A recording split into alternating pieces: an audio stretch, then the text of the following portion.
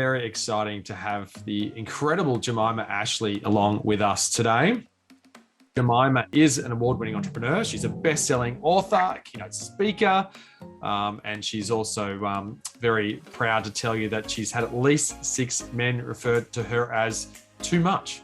There you go. After a decade in law enforcement, multiple 6-figure businesses, and being named one of Australia's top entrepreneurs, Jemimah still found she was fighting for a place at the business table. So she decided that it was time to stop asking for a place and she needed to build her own. So she's created an amazing company called the Visibility Lab. And I'll talk about that in a second.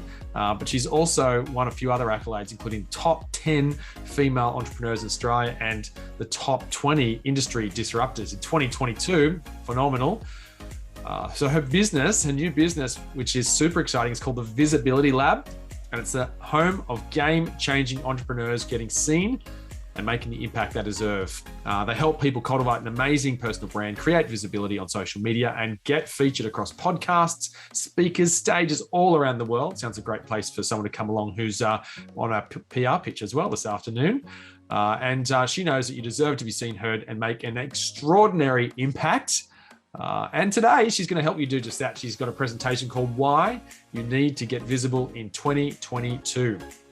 So too many people feel fearful about promoting their work, especially women, or being seen on camera. And this isn't by accident. Jemimah's often been told to, and people are often told to sit down, be quiet, stop rocking the boat.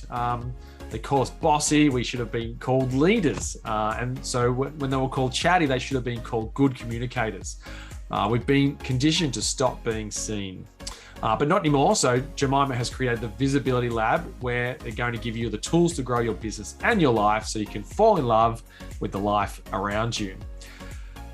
Ladies and gentlemen, please give Jemimah Ashleigh a huge BX welcome. Woohoo! This is just something that is so passionate that, like, for years I've talked about positioning ourselves as experts, because if you're on this call, I can guarantee you now you're an expert. So I'm going to do the thing that, hopefully it's such a start of the year, right? And no one's got massive Zoom fatigue, because I'm going to do a PowerPoint. And so everyone be cool. Now, Lozzie and Matt, I know you guys are going to be watching for comments, questions. I really want to know if you guys have questions, because I want to be able to answer them in real time for you. It's really important to me. Any of my clients just know to interrupt me at this point. Can everyone see the screen? Yes. We'll be hiding in the background. We won't be a distraction for you. Stop it. Okay, we're going to talk today about getting visible in 2022, because it is the absolute game changer for business and the things that we're doing. And I cannot stress this enough. Like, I could talk about this for the end of days. Just a reminder, if you have comments or questions, want me to clarify anything, I'm here to do that for you guys today, and I want to be as helpful as possible to give you guys some tangible takeaways. So first we're going to do is talk about a little bit about who I am. Although Matt's done that, I'm going to very, very quickly kind of and maybe there's a secret photo of Matt in here somewhere. We'll find out.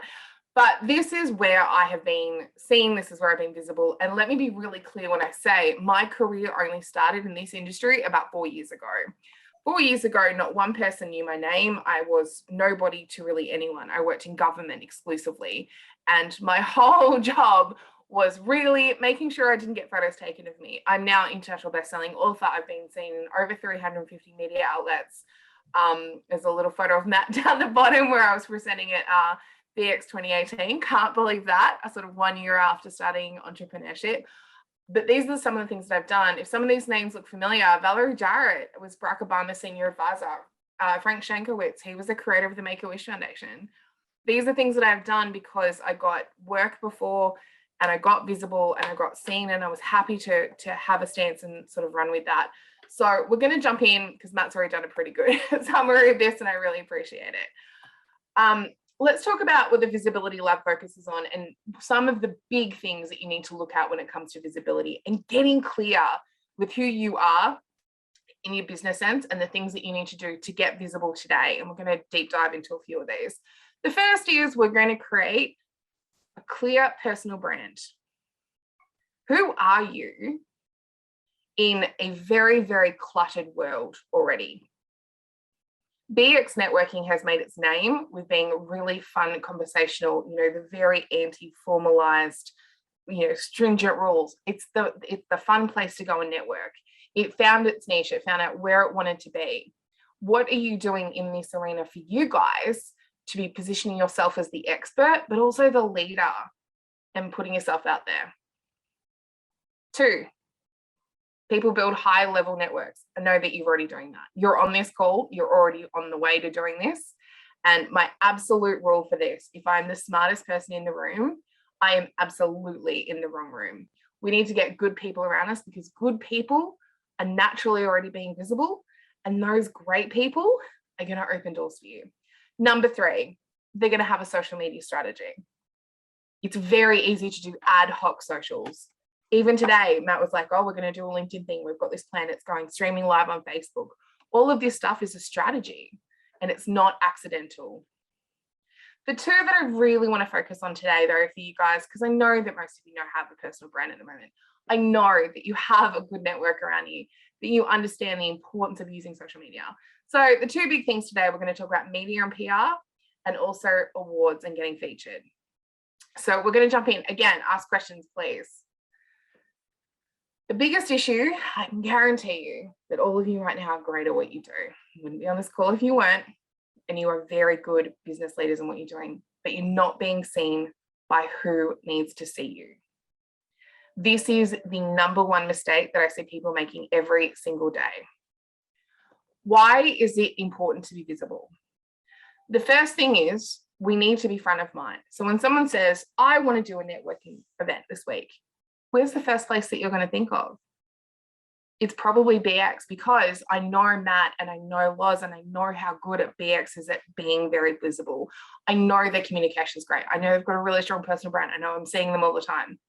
We can't buy from or go to things that we can't see. If you are the juiciest peach at the market, that's great. But if you're behind a locked door and you're not showing yourself, no one's going to buy it. We need to be able to be seen. We need to be sharing our content, even if you don't really sometimes feel like it. Number 2, people will forget you after 42 days. That's science. So somewhere over here is something to do with a psychology degree. Over here, I find this stuff really, really interesting. If we don't follow up with someone 42 days before, they will forget us. That is not about, it's not personal. It's just how the brain works. So if I go to a networking event, I shake someone's hand and say, oh, thank you, lovely to meet you, and I don't have another engagement with them, on average, they'll have no memory of ever meeting me, of having a discussion with me, of hearing my name after 42 days. That's where visibility is king. If we are adding them on Facebook, we're having a conversation with them, we're posting something every other day, we rewrite that 42 number up to the hundreds. Number 3, for businesses out there, most people know right now that Google ads, you can buy your place. It doesn't actually mean anything if you're number 1 ranking anymore. What it does mean, however, is that you probably paid some cash to do it. Last year, we saw a 76% increase of people asking for recommendations through Facebook rather than going to Google. This means we had to be front of mind. People couldn't forget who we were. We couldn't buy our place for that. We had to be remembered. We had to be visible enough that we were constantly being reminded that, you know, we exist, that we have this service. And people were opting over 70% of the time through Facebook rather than Google, which is an incredible number. We used to just type in, I need a plumber, I need a hairdresser. We now ask our friends in our community and our connections for recommendations. We don't trust Google anymore. We don't trust these search results. We want to trust our friends and family. So this is why we need social media. This is why we have to have a business page that we can link to, that we're getting to number 4. We're good at what we do. We are so good at what we do. All of us here. You're not investing in your business and yourself if you're not good at what you do. And it is so important that I just want everyone to know here, because we often hit this roadblock with so many people, that you're worthy of being visible, that you're allowed to be visible. You don't have to have perfect hair to do a webinar. You don't have to worry about doing your hair and makeup all the time. You don't have to worry about the content that you're putting out. Doesn't always have to be a manicured photo, that realness and that visibility of you being who you are will mean that people remember you, and will also mean that you're going to get the recommendations that people are going to be coming to you as the expert. All right. So where do we start? Great, Jemimah. Love that you're talking about this. 10 out of 10. What does that mean for you? This is where we need to start. The first question I would urge you all to be able to answer is literally something that's probably going to be in my headstone. I say this phrase so many times, and I've seen one of my clients is on the call, and she will definitely back this up. I have one question that you need to be able to answer when we start to talk about visibility. Where is your ideal client already spending their time, and where are they already spending their money? If you can clarify that, it makes visibility a lot easier. What do I mean by this? I work with entrepreneurs. So if my ideal client is largely found networking events, entrepreneur engagement, training events, that I know where they're already spending their physical time. I know that they're attending conferences. I know that I want to be at the rooms that they're speaking in, and that they're wanting to go and see other speakers, and that I want to be the presenter that they're talking to. I know they're already doing that. I know that they probably buy Entrepreneur Magazine, that they've got an investment into networking groups. I know where they're spending their physical time, and I know where they're already spending money. The question is, where are your ideal clients already spending time and money? So I saw a couple of people on this call earlier.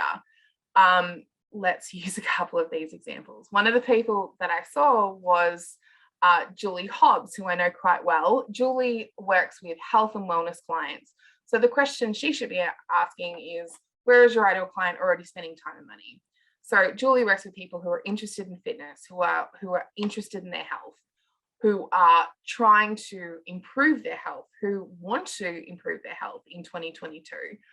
Where are her clients already spending time, and where are they spending money? And when we know that, we know when we can target, and we know where we should be trying to get visible. The first thing we can do is look at their blogs. We can go to media outlets and ask them specifically, well, I know that my ideal client is probably reading running magazines. Julie, as an example, would be looking at those things. Health and wellness, body and soul. These are the magazines that she should be having a look at. Her ideal client's reading them, and they're already spending money on buying them. So Julie, if this was you, I would definitely be looking at, what are the magazines that my client's looking at? What blogs are they regularly going to? What emails are they already receiving into their inbox? With blogs and online magazines, they are always looking for people to write for them. We can contact anybody and ask them to write for them. Let me use a real life example here. Recently, I got cold emailed about someone writing some blogs for me. I was like, yeah, 100%, I would love that. I have their ideal client. We don't play in the same sandpit. I would love some new content.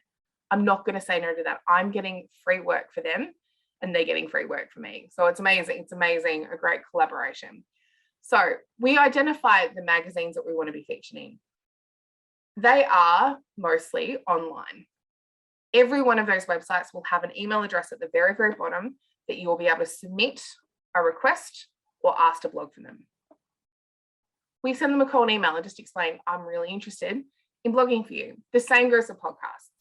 Podcasts are currently, there are 19,000 podcasts being launched every month at the moment. The average podcast has 7 episodes before it falls over. So no worry, David, happy to help. With the podcast stuff, people are always looking for guests. They're always looking to try to get these up. So if you are looking for podcasts and you want to be featured, and a lot of you guys should be putting your name forward to blogs and podcasts and asking to be featured, you're the experts, right? So you have the ability to contact these people and say, I would love to be a guest. Where is your ideal client? What are they already listening to? Who are they already listening to on a daily basis? What podcasts are they really excited about listening to? Do those podcasts have guests that are coming in? And if so, can we approach them? Now, when I talk about cold emailing, and that word is written here, and I know a lot of people immediately like, I don't want to contact someone, I'm terrified of that. And that's a very fair point. I get it. I used to get a lot of these when I was doing that. Cold messaging is not that difficult when you don't make it about yourself. One of the things we talked about earlier, maybe, was that I hosted a podcast for a very long time, and it was super, super successful. And we would get real life examples of people saying to us like, oh, we want to do this, I want to be on the show because I'm the best. I don't care if you're the best. I care about what you're going to offer my listeners. So take it off about yourself and make it about what the benefit is for you to preach to those people, for you to have that conversation, to go in there and offer 5 free tips about running, 5 different conditioners that you could be using today for your hair, 5 different yoga mats that you should look at into 2022. These things make it a lot more interesting than I'm the absolute best person in the world right now to do X thing. No one cares about how great you are. They care about what you can offer. And the same goes for TV interviews. Every TV show that you watch today, that was like Sunrise, the Today program, Ticker TV, Channel 9, The Project, they are always looking for guests. We are on a 24-hour media cycle right now. They are always looking for people to come and talk. Always. And they always want smaller businesses to come and do that. This is a great place to start your visibility journey. If you're not ready to go on TV, go and have a look at doing podcasts. If you're not ready to do podcasts, go and have a look at blogs. Go and have a look at where you could write. I'm a really good writer, but I'm a much better speaker. I love doing TV interviews. And we start at the very beginning, right? We don't start at the very end and try to skip to doing the project when we haven't done anything else. Let's wind up and work up towards doing that. All right. The other thing I want to touch on, because this is something I know Matt's really passionate about and VX Networking has a really good history around, I want to touch about awards, because it's the other trick, coming from visibility, like hugely important that we need to do that. We can do blogging, we can do TV, we can do podcasts. But the one thing I will say that has gotten me more visibility than anything else is applying and winning awards. I am constantly being put in the room with people who are experts in what they do. I am getting to network and meet where I am definitely not the smartest person in the room. It's so good that I get to meet other people and learn from them straight away. I get free publicity because I'm sitting in a category as a finalist. I'm having news media outlets come to me and wanting to interview me because I've been a finalist or won an award. So let's run through really quickly some stuff I want you guys to know about awards. 1, you can pay for them. I don't love this idea, and I don't love that this is 100% true. And I just want to touch base on it because it also really highlights how good the BX process is of applying. A few years ago, and I won't name the magazine, but you all know it, a magazine contacted me and offered me an award for $5,000 US. So like $7,500-8,000. And I was going to be given an award. Here's the thing, I've won awards on my own. I don't need to pay for it to do that, but I got offered it. And I can understand now when I see people winning awards, just be mindful of getting there on merit, because you all are worthy of doing that. Don't pay for that kind of stuff. And I now watch people that I know pay for them. I'm like, you should not have done that. The other thing is I've been offered a front cover for a magazine in Australia for $11,000. It's a no for me, but it certainly has its merits for some people. Finally, be very, very careful of when you see very, very people that you've never heard of, specifically who haven't come through kind of the entrepreneurial journey, that are on the front cover of very well-known magazines, because you can pay for that for worldwide press for about $250,000 US. That's in our US currency. So be very careful and mindful of that, particularly around visibility, because you have the ability to get all this stuff for yourself. I've never paid for an award, and I'm proud to say that, and I will maintain that to the end of days. I just don't think it's worthwhile doing it, but you can win these things organically.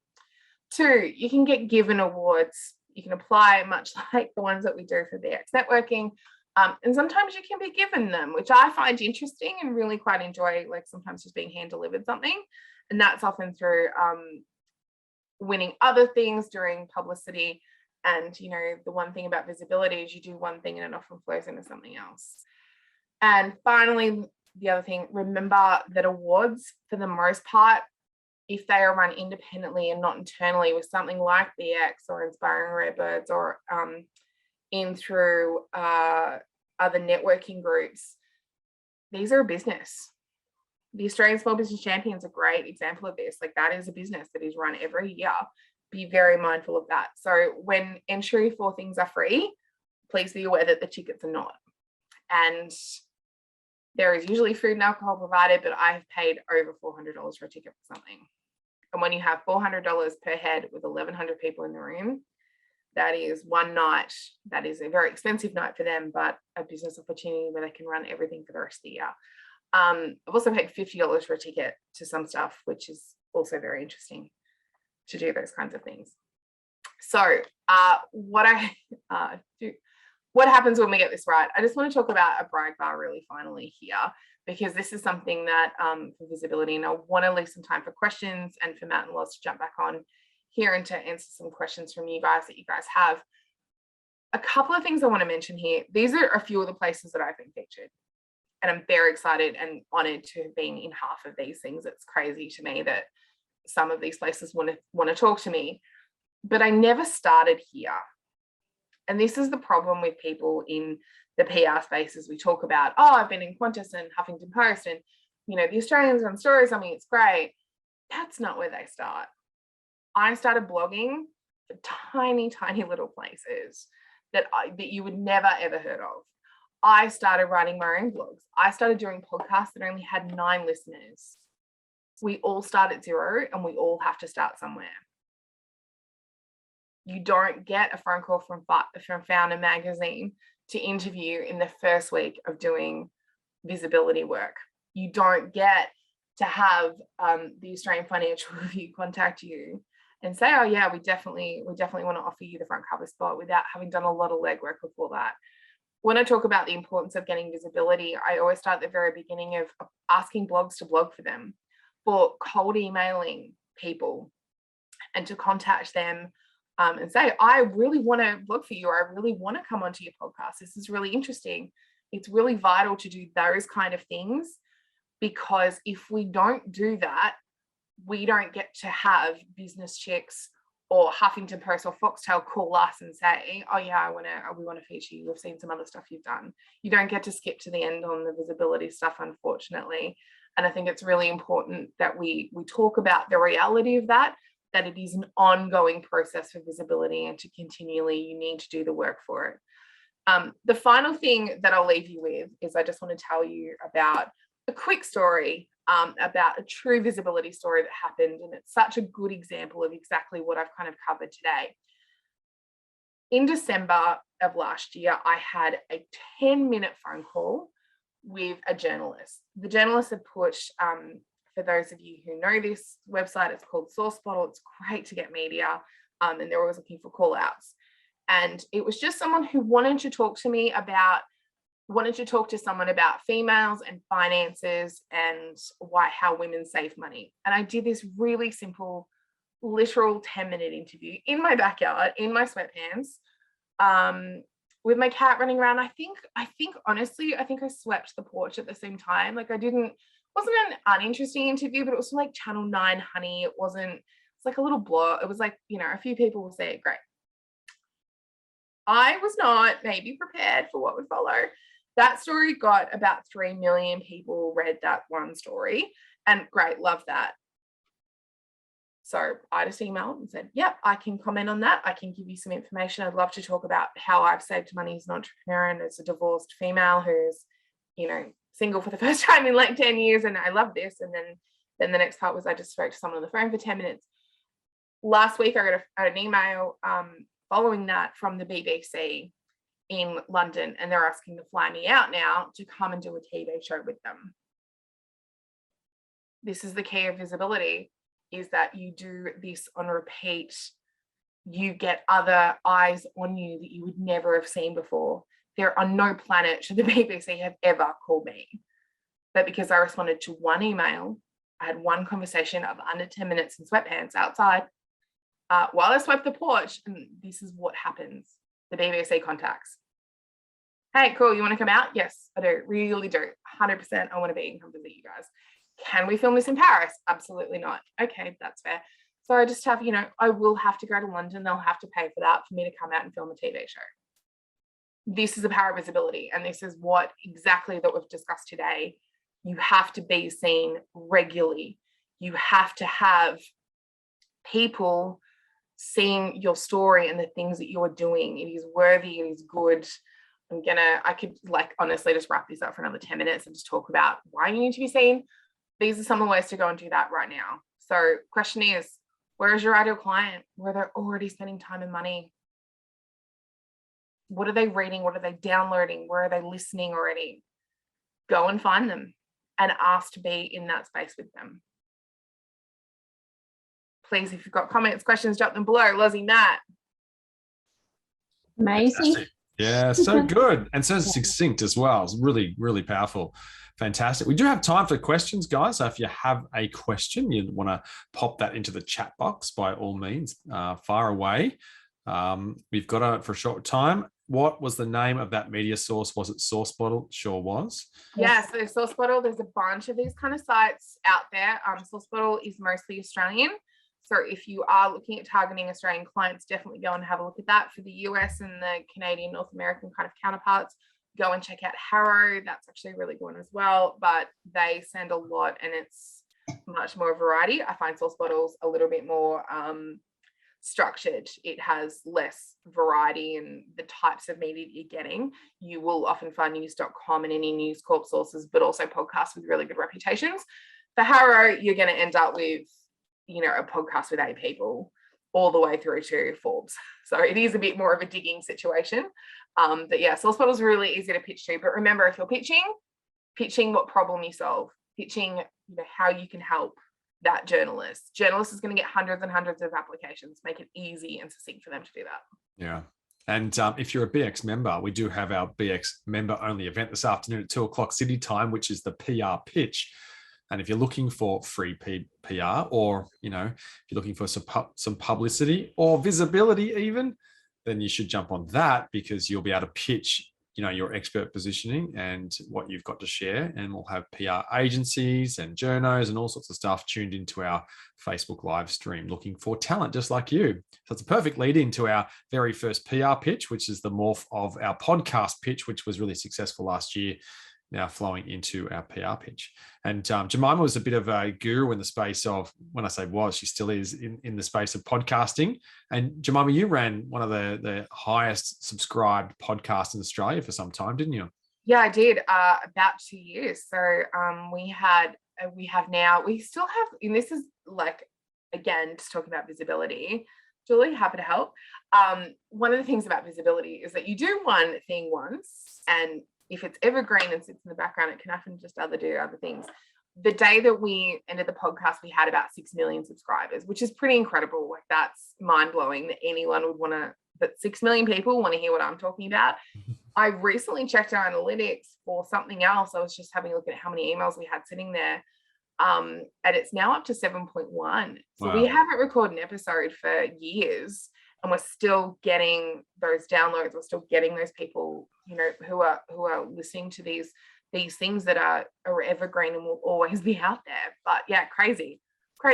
We'll have to get you back onto one of our webinars to talk about podcasts again. So we've got another question. I'm hearing to grow your audience, you need to either be weekly blog, podcast, or video show. What are your thoughts, from Heidi?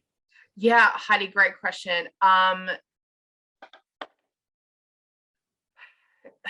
There's so many answers to this. Where to start? Okay, so one of the reasons that you'll hear regularly around doing weekly blogs and podcasts and video shows about the benefit of doing that. It's not necessarily just about growing your audience. A really strong arguments being made for that is around SEO and getting new content on your website to make higher ranking on Google. I'm not going to pretend that I'm a Google expert or an SEO expert. I'm sure there's someone on the call, or at least someone in the immediate area, that would be 50 times more qualified to talk about that thing. What I will say to you is that yes, there is absolute benefit from a visibility and from an audience growing perspective to be releasing new blogs, to have podcasts and have a video show. What I will say is you can do one of those. If you were to record a video, you can easily turn that into a podcast and easily turn that into a blog. This is the other thing with repurposing content. When we talk about visibility and we really drill down into this, you don't have to be doing 3 separate pieces of content. One piece of content in this scenario can easily become 3. So be mindful of that. And also what's best for you. If you're a really good writer, blog. If you're a really good speaker, do a podcast, but also video record it. There's no reason that we shouldn't be taking what we're doing right now and turning this potentially into a podcast. Excellent. That's a good tip. We might just do that. Beautiful. Yeah, I know a little about it. This is how I do it. Excellent. But there is a lot about growing the audience. It's about that consistency, and we teach our viewers and our listeners what we're going to do with them. So this is why you see podcasts release every day on a Thursday, or that we know that it.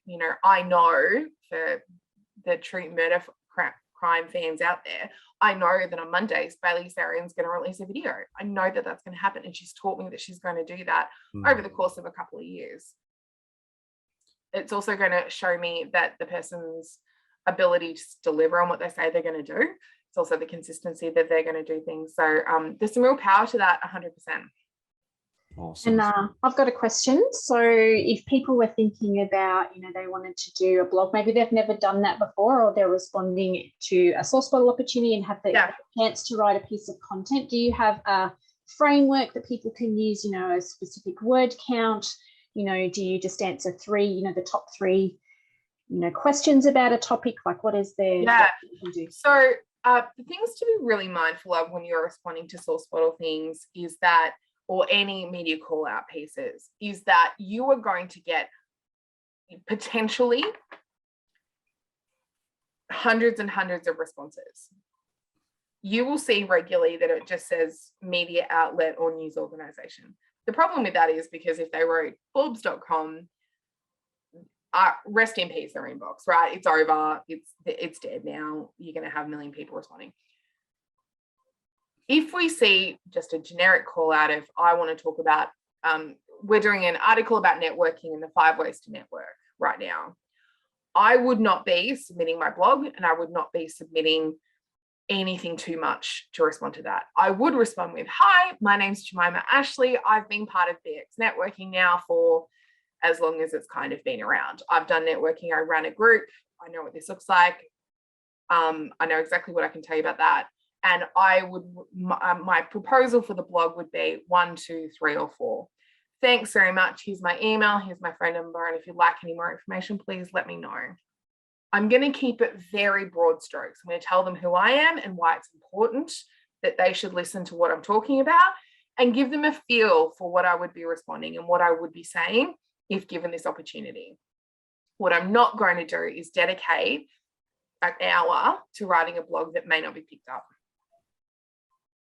Cool. Be very mindful of your time. And really, we should be spending less than 250 words to 300 words maximum, guys, like maximum 300 words on these.